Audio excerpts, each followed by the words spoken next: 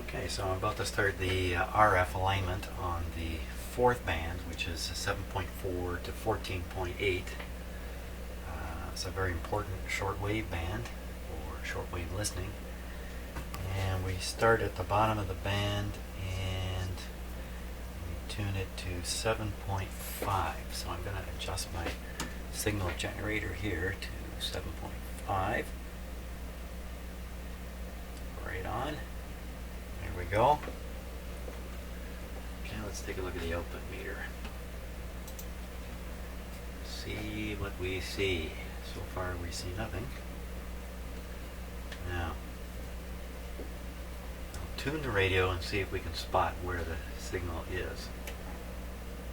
Okay, saw nothing. So we're going to jack up the output on the signal generator quite a bit. And we'll hunt around here. Oh my gosh, nothing's showing up.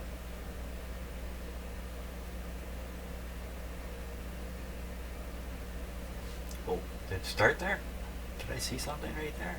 I'm right at the end of the band. Wow, this is way off if it is. Okay, let's go back to, I'll dial the radio. I'll dial the radio to 7.5. Like that. That's about 7.5. Doesn't have to be precise right now. And I'll move the signal generator and see if, oh, there it was. Right there. Well, it's not nearly as sensitive as the other band. I've got the power up by a factor of 10. And over the AM band, I think I'm up, the input voltage coming from the signal generator is up by a factor of 100.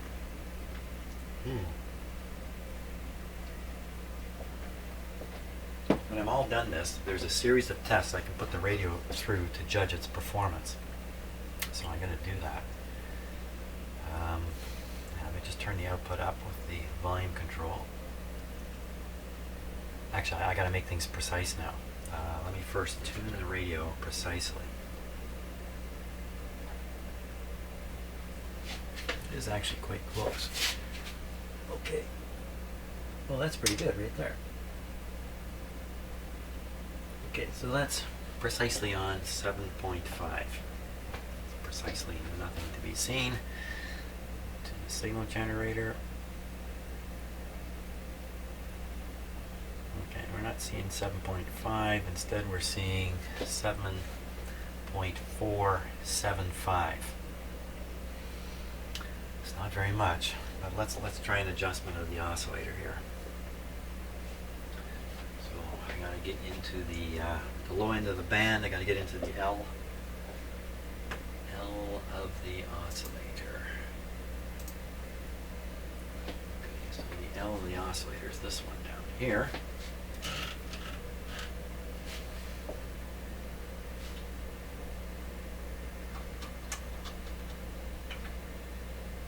Right into it. You see that?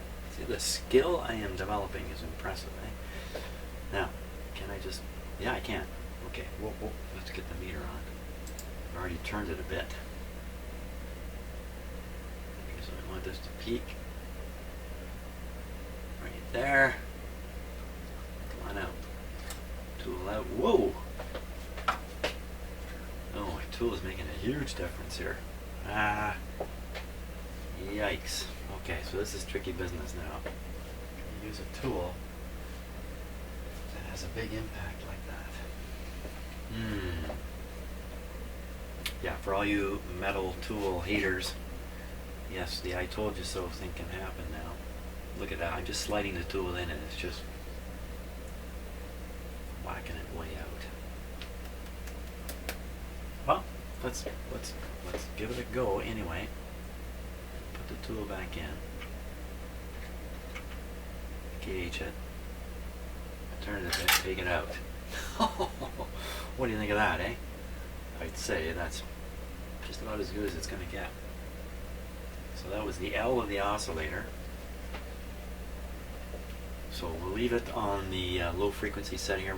We'll do the L of the rest. The L of the rest. Okay, so let's see now. First RF amplifier. There's a ham radio guys would know this. There's something you can buy to add to your radio called a pre-selector. That's basically does what these first two tubes are doing in this radio. You hook it up to your antenna, and you hook your radio up to it, to the pre-selector, and you're just adding a stage of RF gain and tuning. And the result is you reduce the amount of signal that's not right on what you've tuned to, but just off to the side, and that's going to make it through the radio. I think it's a terrible explanation of a pre-selector, but to some degrees an antenna tuner is a pre-selector. And to some degree a tuned antenna is a pre-selector. Already showing favoritism to the signal you're interested in, and you're driving down or reducing all the ones you're not interested in.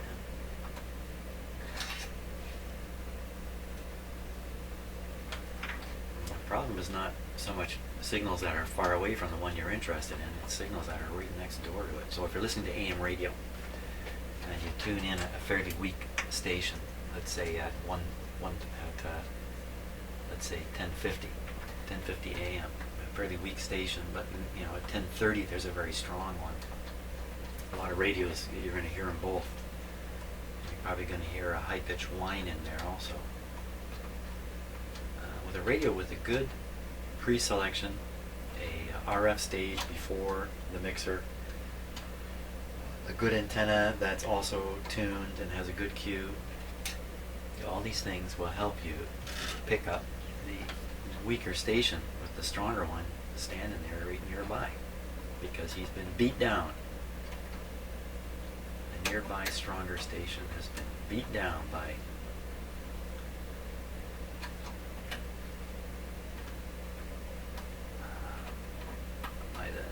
the pre-selector type thing. Correct. That's why in a radio, in a cheap 5-tube radio, where all you've basically got is an antenna going right into the mixer, you need a loop antenna properly tuned. And those radios have loop antennas, usually mounted on the backing plate, on the back plate. They often have a little capacitor that you can get at, even, because it's so important to tune that antenna that if you're listening to one extreme end of the band or the other, you may want to retune the antenna to move its resonant point to where you're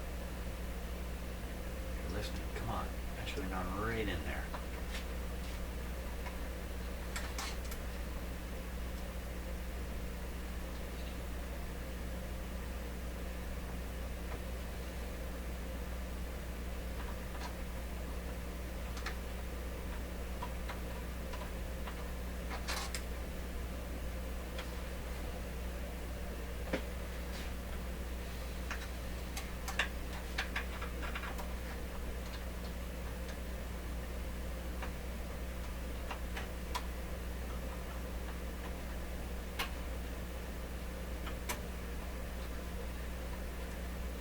Trying to find the head of the screw.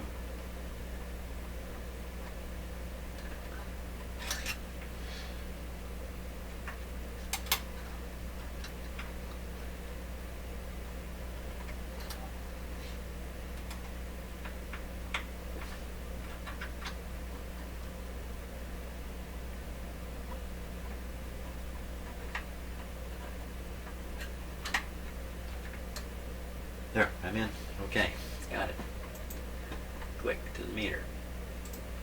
Okay, adjusting the L. Oh, my screwdriver just slipped right out because I just had it on the edge of the screw.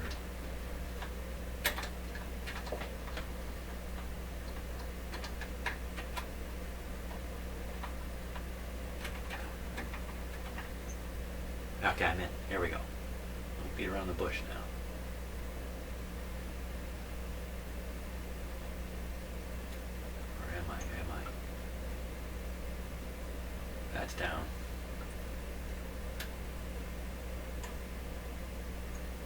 there's a peak. Okay, got a wee bit out of that one. Yeah, a wee bit. On to the next. To the next one.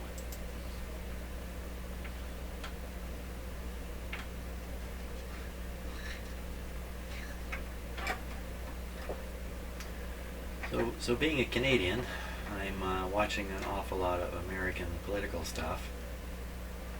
What can I possibly say on my videos that won't infuriate somebody? And that's, that I know that's what I can say. That's one of the problems with politics these days.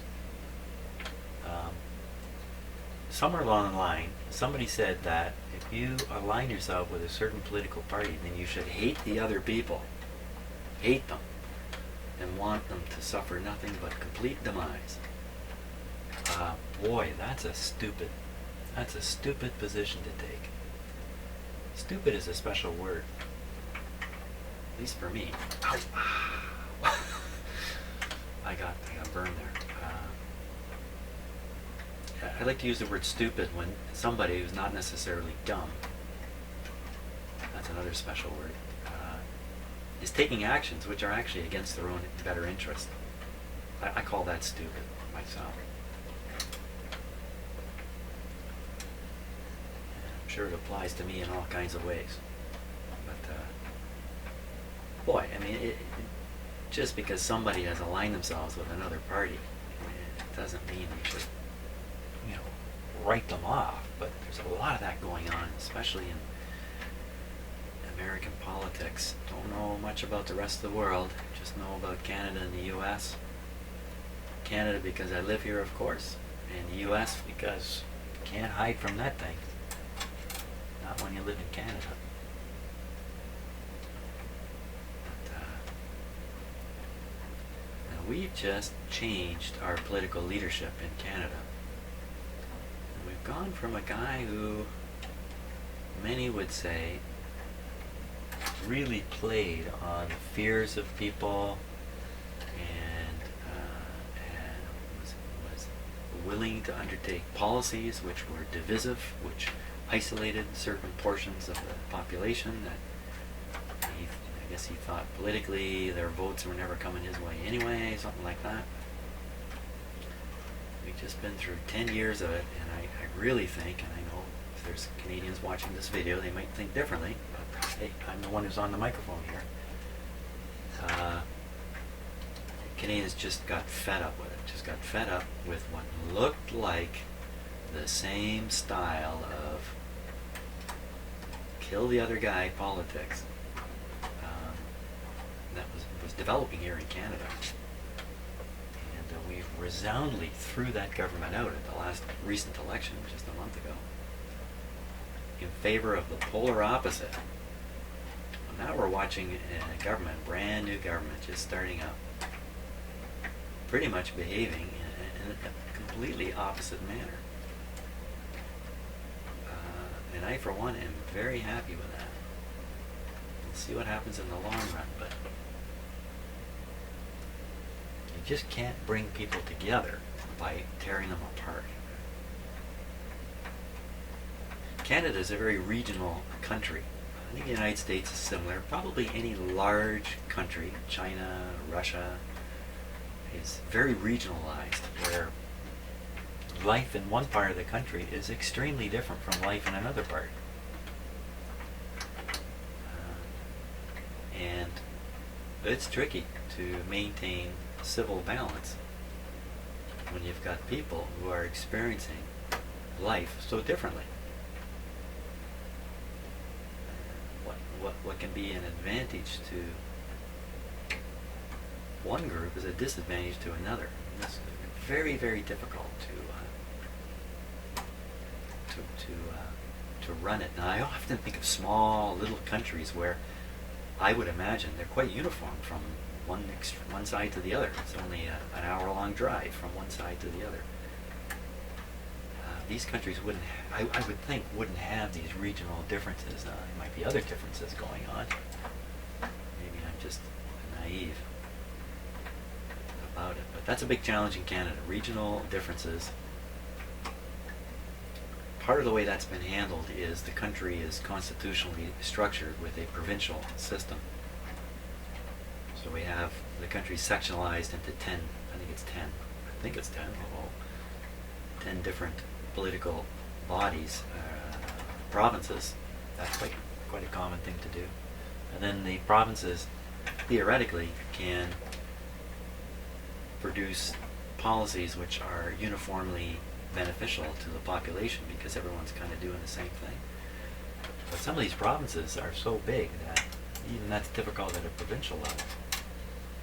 And of course we have lots of people living in big cities and then lots of people living in small towns and in the country, and there's quite a difference of view because of experience for these people.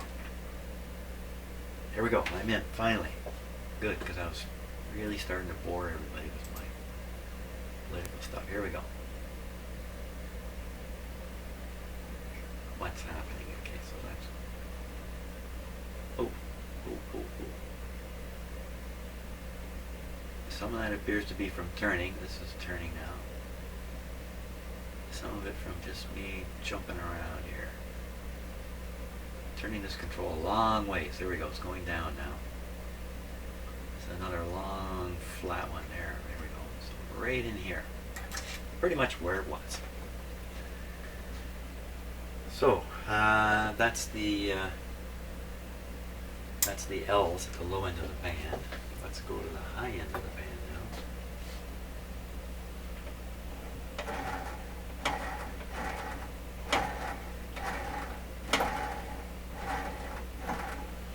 Theory X and Theory Y. Have I ever mentioned that on a video?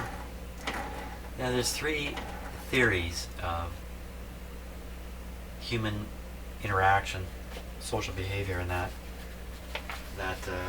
I've come across in my life that I really like. They're really helpful. And one of them is called Theory X, Theory Y. So if you want to read more about this, type that into Google, Theory X, Theory Y. Read a little bit. If you get the grip on it, I think you'll find it very helpful in life. But only if you're a Theory Y thinker. If you're a Theory X thinker, you'll probably read a little bit of it and then say, this is a pile of crap, because you're a Theory X guy. So have a read of that anyway, Theory X, Theory Y. I think it's the original management theory, or one of the original management theories. So this is one from way back in the 50s. Somebody thought this up. A lot of thinking going on back in the 50s. 14.5 is the right place to... A lot of progressive thinking going on back in the 50s. Believe it or not. 14.5.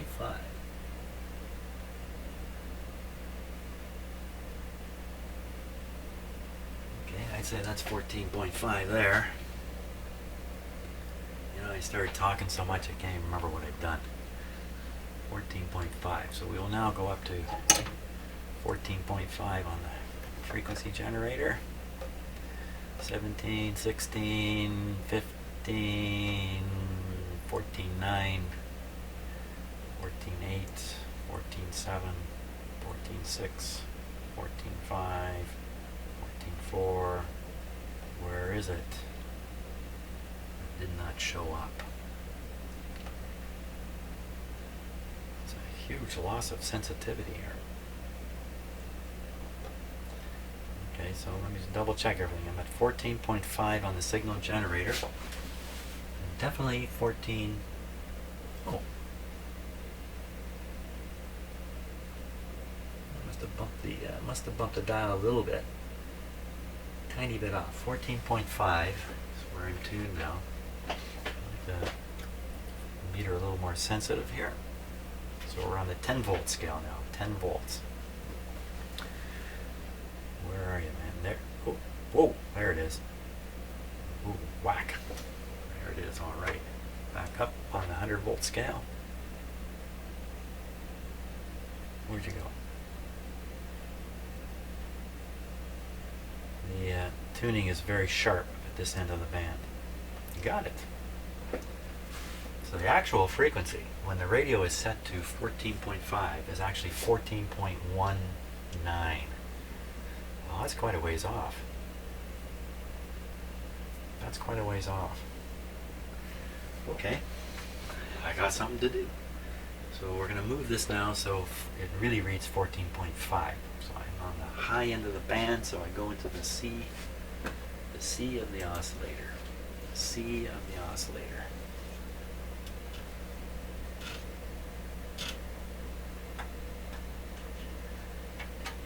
Theory X, theory Y. So, in my view, what has happened in Canada is the theory X guys just lost, and the theory Y guys have taken over.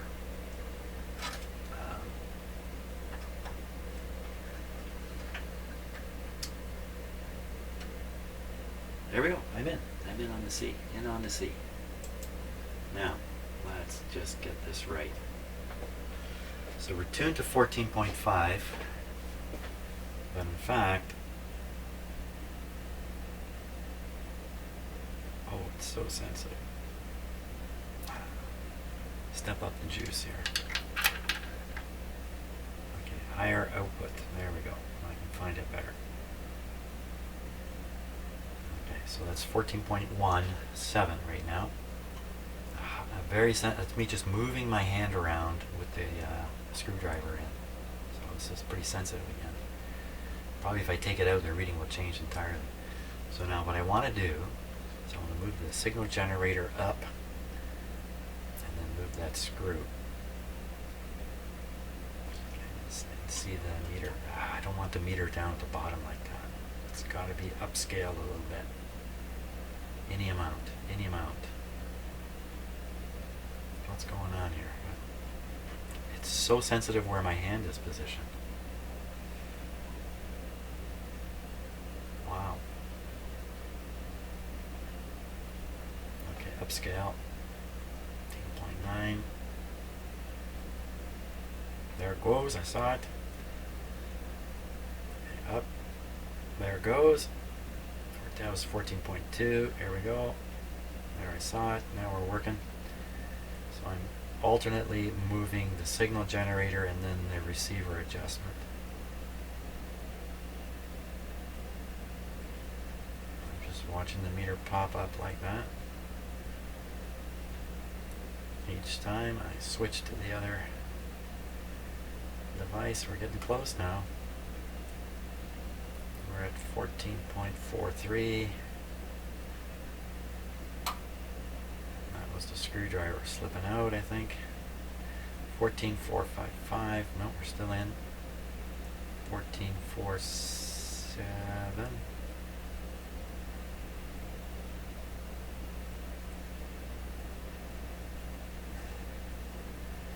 Okay, so we're now down to 14.5 on the frequency on the signal generator.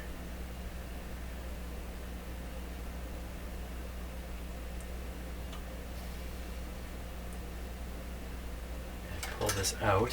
Now, because the screwdriver was affecting the adjustment, I have to find out how close I really am on the dial.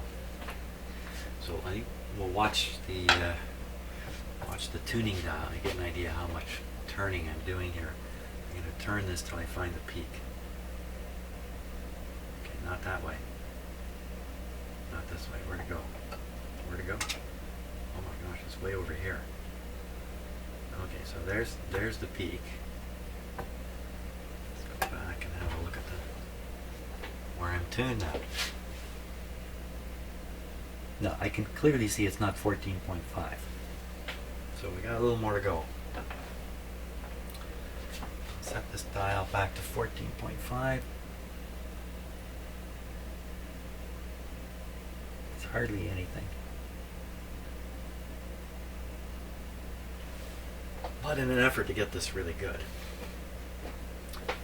Okay, back on the meter here. What happened?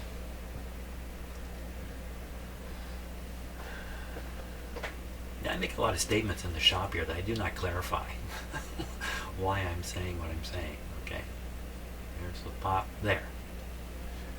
14.510 according to that.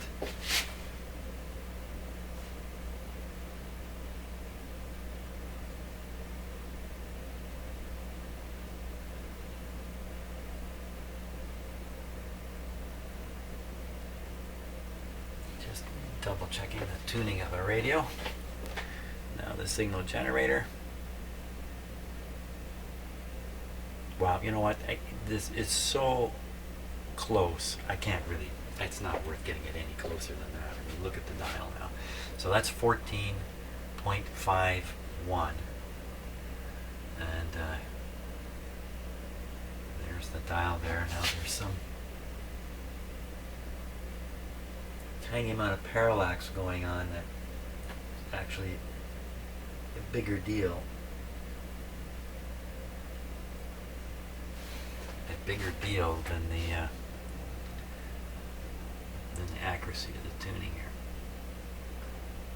Okay, I retuned the radio, so I'm retuning the signal generator. Wow. And it puts us a small knob on the signal generator. There we go. 14.520. Close enough, I think. I think that's close enough.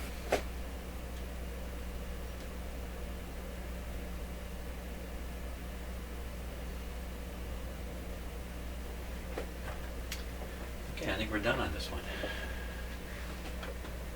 think we're finished.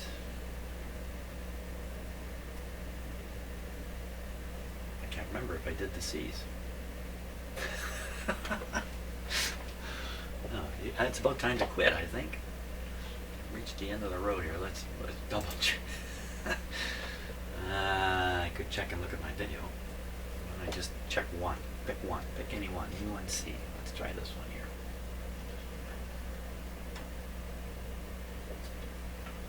Back on the meter.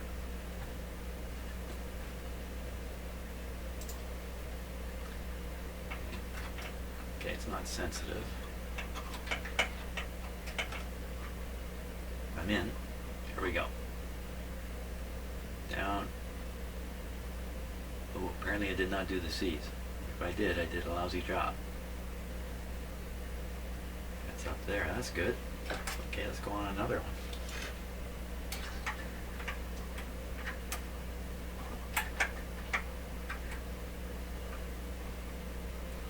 I'm doing this in the wrong order here. Let's go back to here. Or am I doing it in the wrong order?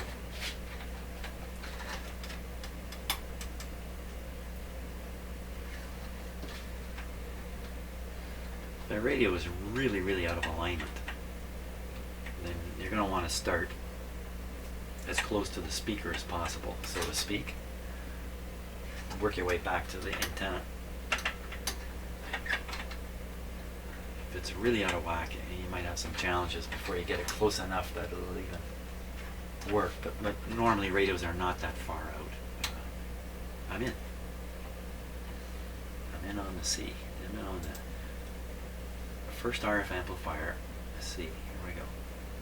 Ooh, a little touch there. Isn't that nice? Okay, one more C to do.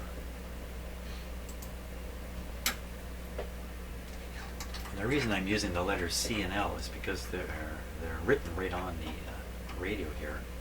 I'm trying to keep myself ever mindful of what I'm doing. Okay, here we go. Even though I forgot whether I did the C's or not. Ooh, got a good lift on that. 30 to 35 volts. There it is. Band number 4. Band number 4 done. It'd be real interesting to, when I'm all finished, go back and measure the individual sensitivities of each of these bands and see how that's going. Pretty happy so far. Great, thanks for watching. And I think I gotta go turn my attention to other matters of life now for the rest of the day. See you for band 4 and band 5.